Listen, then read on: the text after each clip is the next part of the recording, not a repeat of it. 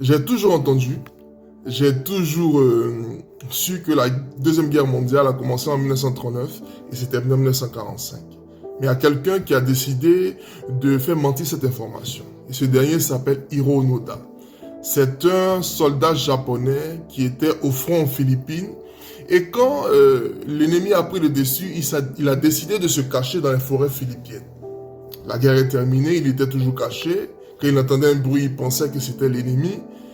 Et des villageois philippiens l'ont trouvé dans la forêt pour lui dire que la guerre est terminée. Mais il était convaincu que c'était un piège. Et il se disait que tant que son chef ne lui dise pas que c'est terminé, il continuera de se cacher, il continuera de se battre. Et il a fait ça pendant 29 ans. Pour lui, la guerre est terminée en 1974 quand il a été découvert par un jeune japonais qui l'a convaincu de revenir au Japon.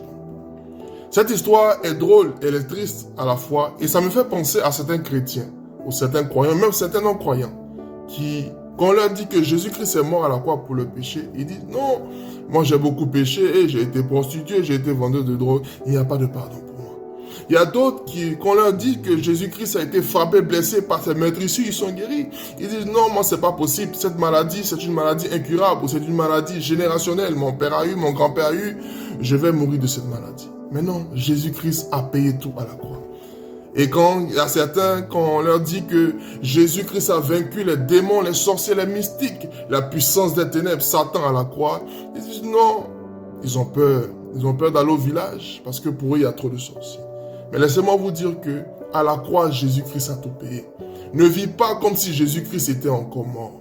Vous savez, quand Jésus-Christ a été pris pour être crucifié, les disciples étaient cachés dans une maison et ils avaient peur d'être pris aussi pour être crucifiés.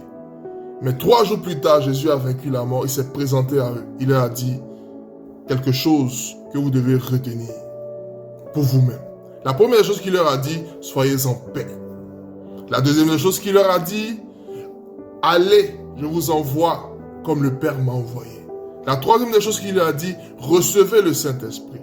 La quatrième des choses qu'il leur a dit, c'est pardonnez. Et la cinquième des choses qu'il leur a dit, c'est heureux celui qui a cru sans avoir vu. Que cette parole soit ton partage et que tu puisses te lever, dominer sur ce qui t'avait dominé, inquiéter sur ce qui t'avait inquiété, faire peur sur ce qui t'avait fait peur, car Jésus-Christ est avec toi et il a payé le prix. Tu es béni.